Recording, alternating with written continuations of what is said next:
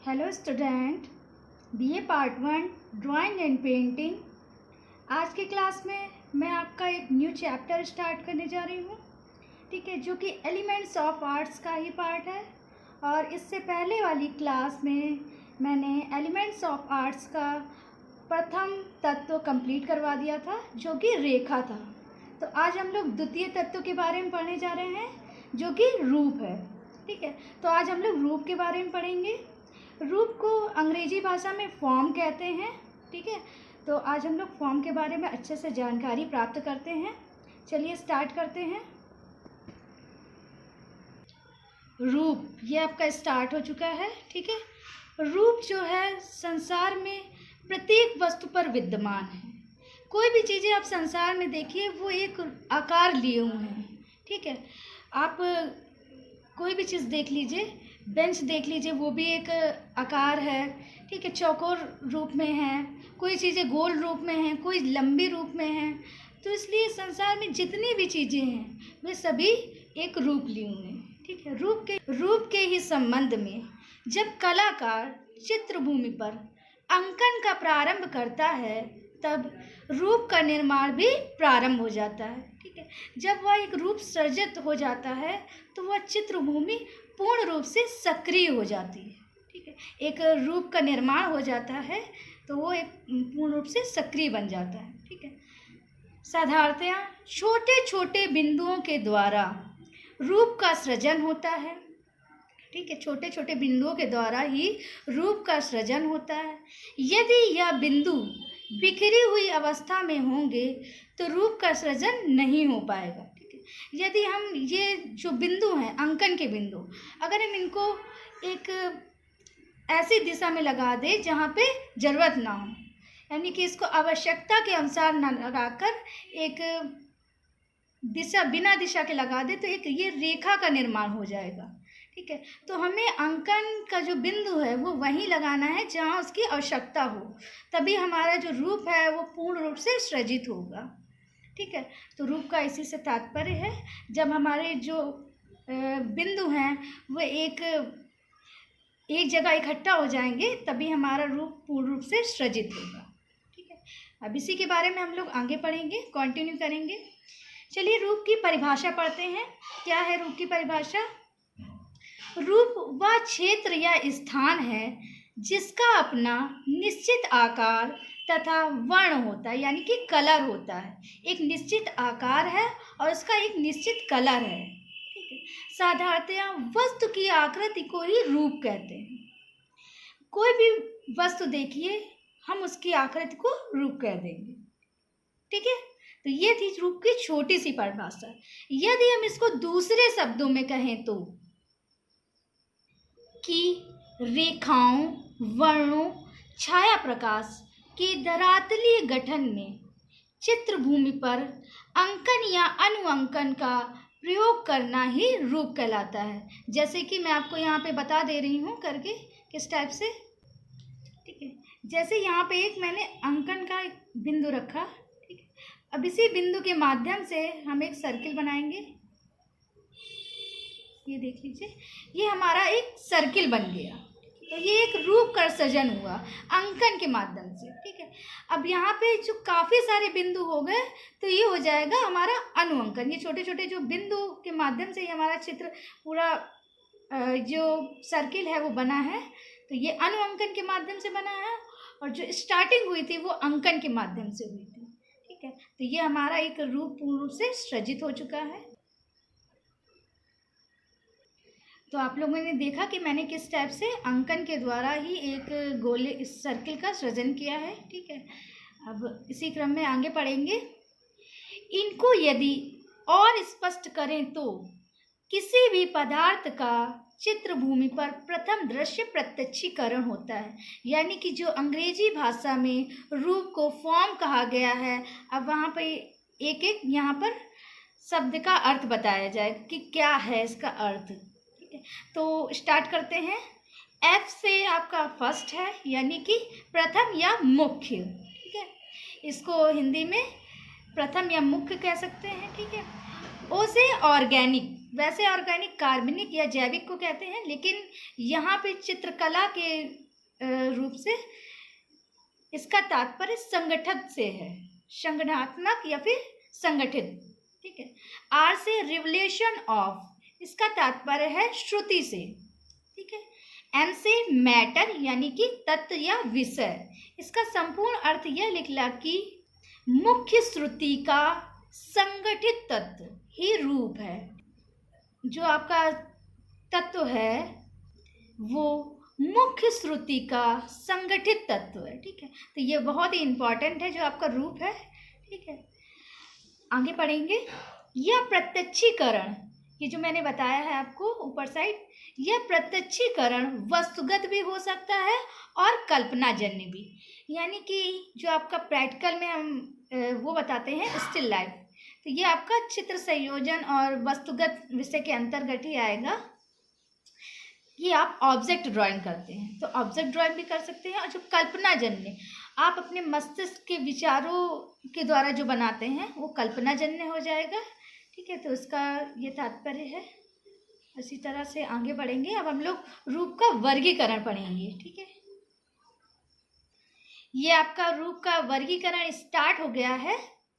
साधारणतया रूप दो प्रकार के कहे जाते हैं। कौन कौन से हैं दो रूप? पहला है आपका नियमित सम्मति। ठीक है। इसको अंग्रेजी भाषा में सिमेट्रिकल फॉर्म कहेंगे। ठीक है। सिमेट्रिकल फॉर्म ध्यान दीजिएगा आप लोग। जो हमारा पहला है वो है नियमित सिमेट्रिकल फॉर्म, और दूसरा है हमारा अनियमित असममित असिमेट्रिकल फॉर्म। ठीक है। जो दूसरा है वो हमारा एसिमेट्रिकल फॉर्म है। नियमित रूप के बारे में पढ़ते हैं, यानी कि सिमेट्रिकल फॉर्म के बारे में पढ़ते हैं कि सिमेट्रिकल फॉर्म क्या है। इसी के अंतर्गत आकार रूप का अर्धभाग शेष का ही विलोम होता है, जैसे वृत्त, घन, आयत, ग्लास। यानी कि इसका तात्पर्य यह है कि आपने अगर एक आयत बनाया और उसके बीच से भाग कर दिया, अलग अलग कर दिया, दो भागों में बांट दिया, तो समान रूप से डिवाइड हो जाएगा अलग अलग। उसका जो एक तरफ भाग रहेगा वही दूसरी तरफ रहेगा। ठीक है। दोनों भाग समान रूप रहेंगे। यहाँ पे मैं आपको बना के दिखा दे रही हूँ किस टाइप से। मैं एक आपको गिलास का उदाहरण दे रही हूँ। गिलास बना के देखिएगा आप लोग इस तरह से। ठीक है। तो आप लोग ध्यान से देखिएगा। मैं स्टार्ट कर रही हूँ। यहाँ पे एक मैं गिलास बना रही हूँ।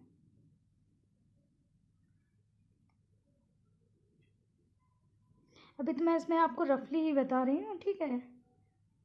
एक पता चल जाएगा कि किस टाइप से नियमित रूप है आपका।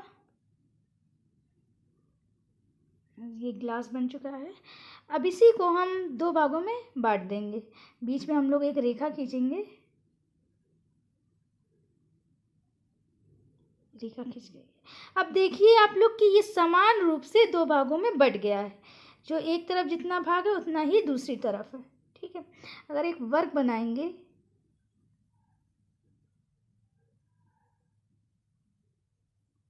देख लीजिए आप लोग। ठीक है। ये वर्ग बन गया है। अब इसको भी अगर हम दो भागों में बांटेंगे तो ये भी समान रूप से बट जाएगा। ठीक है। ये देख लीजिए, ये भी समान रूप से बट गया है। तो इसी तरह से जो नियमित रूप है वो समान रूप से बट जाते हैं। ठीक है। जैसा एक साइड पे भाग रहेगा वैसा ही दूसरे साइड रहेगा। तो इसी को हम सिमेट्रिकल फॉर्म कहते हैं। ठीक है। ठीक है। तो ये है आपका नीचे वाला अनियमित रूप, यानी कि एसिमेट्रिकल फॉर्म। इसी के अंतर्गत पढ़ेंगे। इसमें रूप का अर्धभाग शेष भाग से मिलता जुलता नहीं होता है, जैसे कि विषम कोण, चतुर्भुज, त्रिभुज, केतली आदि। यानी कि जब हम इसमें जो रूप बनाएंगे वे पूर्ण रूप से समान नहीं होगा दोनों साइड। ठीक है। जब हम इसको बांटेंगे तो ये समान रूप से नहीं आएगा। अभी मैं आपको एक केतली का उदाहरण दे के बताती हूँ कि किस टाइप से। ठीक है। तो मैं केतली का उदाहरण देने जा रही हूँ। आप जब देख लीजिए एक मिनट। अगर यदि आप यहाँ पर एक केतली बनाइए, मैं अभी आपको एक ऐसे ही रफली बताऊंगी। ठीक है। इस टाइप से देख लीजिए।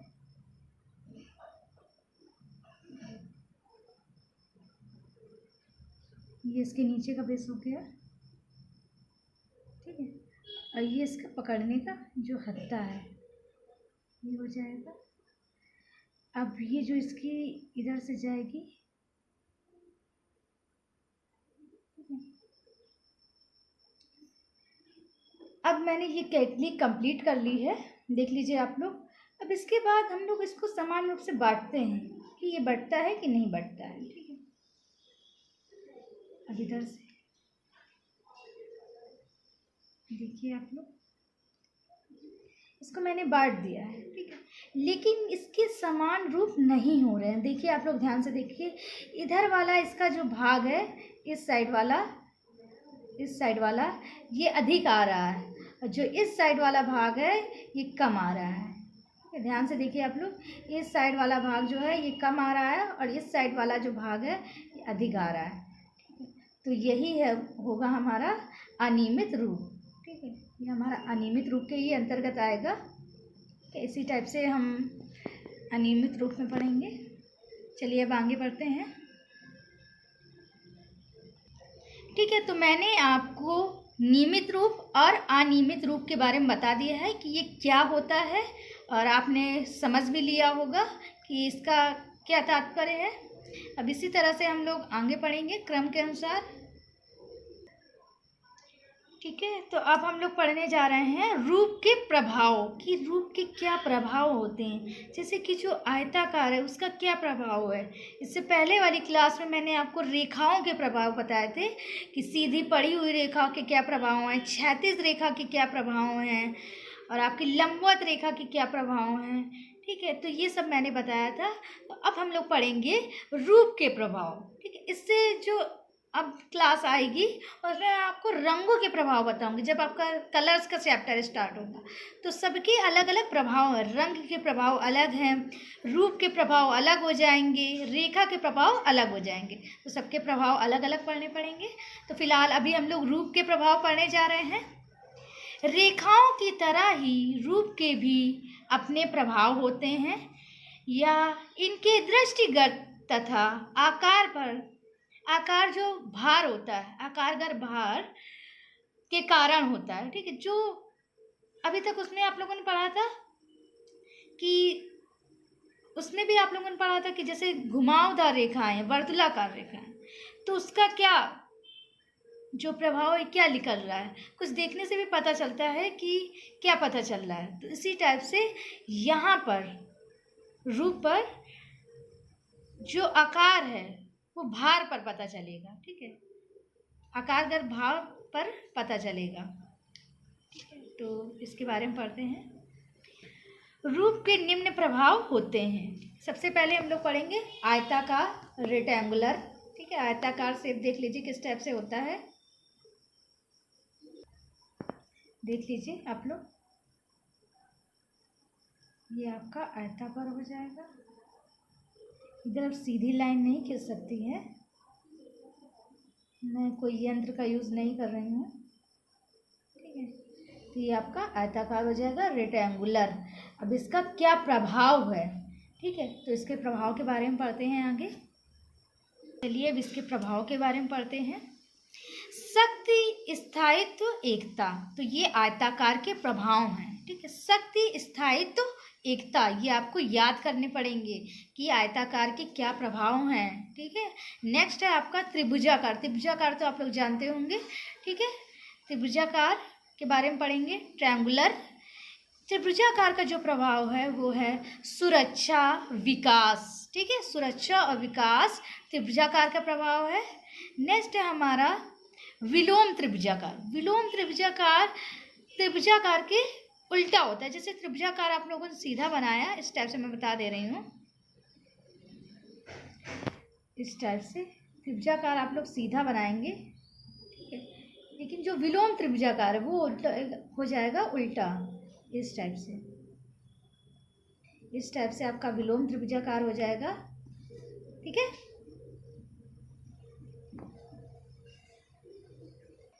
तो अब विलोम त्रिभुजाकार के प्रभाव के बारे में जानते हैं कि विलोम त्रिभुजाकार के क्या प्रभाव हैं। विलोम त्रिभुजाकार के प्रभाव लिप्तता, अशांति, ठीक है। ये विलोम त्रिभुजाकार के प्रभाव हैं। अब आता है आपका अंडाकार यानी कि ओवल शेप। जो ओवल शेप है उसका क्या प्रभाव है? ओवल शेप के प्रभाव हैं लावण्य, सौंदर्य, सृजनात्मकता। ठीक है, तो ये ओवल शेप के प्रभाव हैं। नेक्स्ट है आपका वृत्ताकार। वृत्ताकार का क्या प्रभाव है? वृत्ताकार के प्रभाव हैं वो हैं पूर्णता, आकर्षण, गति, विशालता, समानता। तो ये आपके वृत्ताकार के प्रभाव हो जाएंगे। ठीक है, सर्किल शेप के, सर्कुलर। अब हम लोग आगे पढ़ेंगे इसी के बाद। तो आप लोगों के ये प्रभाव समझ में आ गए कि कौन किसका प्रभाव है। तो इसमें समझने का तो कुछ वैसे ज़्यादा नहीं है, आपको इसको पढ़ना ज़्यादा है कि कौन किसका प्रभाव है।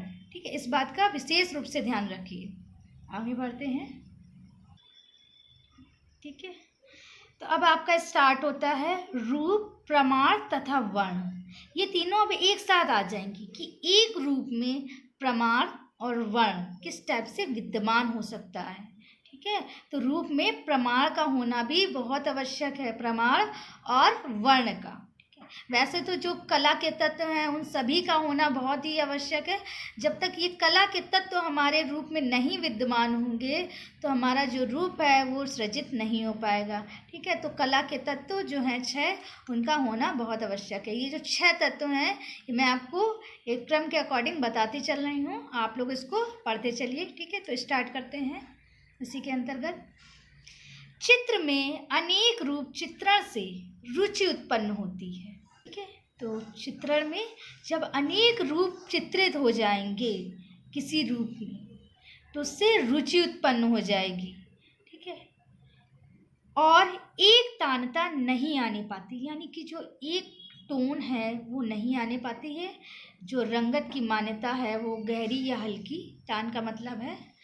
रूप की यही भिन्नता निम्न विधियों से प्राप्त की जा सकती है। ठीक है, जो हमारी रूप की जो भिन्न भिन्न विधियां हैं, हम किसी फॉर्म में कभी बनाते हैं, कभी कोई चित्र किसी फॉर्म में बनाते हैं, तो इन विधियों के द्वारा ये प्राप्त की जा सकती है।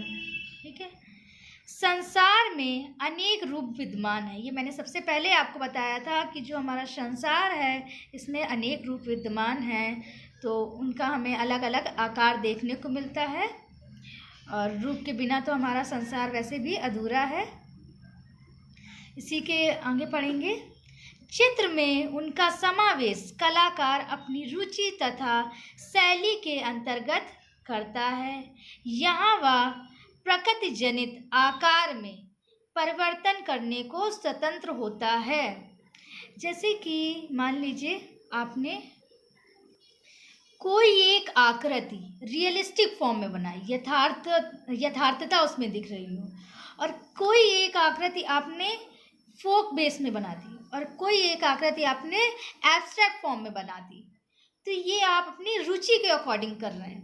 ठीक है, उसमें एक शैली डाल रहे हैं। ठीक है, तो ये एक अपना अपना स्टाइल होता है कि कोई किसी शैली में कार्य करता है, कोई किसी शैली में कार्य करता है।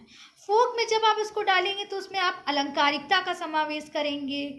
आप जब उसको एब्स्ट्रैक्ट फॉर्म में डालेंगे तो उसमें ज्योमेट्रिक फॉर्म जो है वो ज़्यादा दिखेगा। ठीक है, और जो आपका रियलिस्टिक फॉर्म है उसमें आपको यथार्थता अधिक दिखानी होगी। ठीक है, तो ये आपकी रुचि के अकॉर्डिंग ही निर्भर करता है कि आप उसमें क्या भाव लाना चाहते हैं या फिर क्या दिखाना चाहते हैं उसमें। ठीक है, इसी क्रम में आगे पढ़ेंगे। यहाँ वह प्रकृति जनित आकार में परिवर्तन करने को स्वतंत्र होता है। ये हमने अभी लोगों ने पढ़ा है कि इसमें कोई इसको बाध्य नहीं करता है कि आप यही करिए, वह पूर्ण रूप से स्वतंत्र होता है अपने कार्य के प्रति। और प्रकाश तथा छाया द्वारा भी रूप में विविधता उत्पन्न की जा सकती है। आप छाया प्रकाश के द्वारा भी रूप को सृजित कर सकते हैं। ठीक है, पेंसिल शेडिंग के द्वारा लाइट एंड डार्क टोन डालकर उसमें हैचिंग भी कर सकते हैं, स्कम्बलिंग भी कर सकते हैं। ठीक है, तो आप उसमें अपने द्वारा कोई भी कार्य कर सकते हैं। आगे पढ़ेंगे। आकृतियों को विभिन्न रंगतों में रंग कर, और यदि एक ही रंगत का प्रयोग किया जा रहा है तब उसकी तान में अंतर करके रूप विविधता प्राप्त कर सकते हैं। वर्णों के प्रयोग में वही सावधानी रखनी चाहिए। ये जब भी आपका वर्ण वाला चैप्टर आएगा तो मैं उसमें भी बताऊंगी कि एक रंगत जब प्रयोग की जाती है तो उसको क्या कहते हैं, जब बहुत सारी रंगतें प्रयोग की जाती हैं तो उसको क्या कहते हैं। ठीक है, तो ये भी मैं आपको उसमें बताऊंगी। जो बहुत सारी रंगतें प्रयोग की जाती हैं तो उसको बहुवर्णीय रंग योजना कहते हैं। ठीक है, तो ये तो आपको उसमें ही पता चलेगा, तब आपको ये चीज़ समझ में आ जाएगी कि एक रंगत क्या होती है और बहुरंगत क्या होती है। ठीक है, तो ये तो आपको वैसे ही बताएंगे उसी में। वर्णों के प्रयोग में वही सावधानी रखनी चाहिए, कहीं इसके अभाव में सक्रिय तथा सहायक रूपों का संतुलन एवं तालमेल बिखर न जाए। साधारणतया इसका तात्पर्य यह है कि आप चित्र बनाते टाइम यदि जो भी रंगत का प्रयोग कर रहे हैं, एक रंगत का प्रयोग कर रहे हैं, बहुरंगत का प्रयोग कर रहे हैं, तो आपको उसमें विशेष रूप से ध्यान देना चाहिए कि जो उसका तालमेल है वो बने। जैसे कि आपने नीला कलर में गहरा नीला, हल्का नीला प्रयोग कर रहे हैं तो आप उसमें विशेष रूप से ध्यान रखिए। ठीक है, करते टाइम इसमें यही बात बताई गई है। तो ये था आपका रूप, प्रमाण तथा वर्ण के अंतर्गत कि आप रूप में प्रमाण और वर्ण किस टाइप से विद्यमान कर सकते हैं, यानी कि उसमें रूप में किस टाइप से आप प्रमाण और वर्ण डाल सकते हैं। ठीक है, तो रूप में प्रमाण का भी बहुत महत्वपूर्ण स्थान है। जब तक रूप में प्रमाण सही ढंग से नहीं होगा तब तक हमारा जो रूप है वो ठीक से दिखाई नहीं देगा। ठीक है, जो आकृति लंबी दिखानी है हमें वो लंबी दिखानी चाहिए, जो आकृति में छोटी दिखानी है वो हमें छोटी दिखानी चाहिए। ठीक है, तो प्रमाण का विशेष रूप से ध्यान रखिए। इसी के अंतर्गत रूप और प्रमाण वर्ण के ही अंतर्गत अभी हम लोग पढ़ रहे हैं। ऊपर साइड जो है लाइन है वो पढ़ रहे हैं। अतः रूप में विविधता लाना चित्रकार की योग्यता पर निर्भर करता है। मैंने ये चीज़ आपको बताई, कोई फोक में कार्य कर रहा है, कोई एब्स्ट्रैक्ट फॉर्म में काम करता है, कोई रियलिस्टिक फॉर्म में कार्य कर रहा है। तो ये उसकी योग्यता पर निर्भर करता है और उसकी रुचि पर कि वो किस पद्धति पर कार्य करना चाहता है। तो उसकी सबकी अलग अलग शैलियाँ होती हैं, अलग अलग स्टाइल होती है। शैली को स्टाइल ही कहा जाता है। ठीक है, तो ये उसकी योग्यता पर ही निर्भर करता है। आगे पढ़ेंगे रूप एवं अर्थसार। अर्थसार, ठीक है, तो रूप एवं अर्थसार के अंतर दो प्रकार हैं। ठीक, कौन कौन से हैं? सामुदायिक और व्यक्तिगत। पहला है आपका सामुदायिक, दूसरा है आपका व्यक्तिगत। अब जो सामुदायिक है इसके अंतर्गत कौन कौन सी कलाएं आती हैं? तो सामुदायिक का तात्पर्य धार्मिक, सामाजिक तथा सामुदायिक क्षेत्र से होता है। ठीक है, इसका संबंध कला से ना होकर समुदाय तथा समूह से होता है। ठीक है, तो जो समूह में रहकर कार्य करते हैं उसे सामुदायिक क्षेत्र कहेंगे। ठीक है,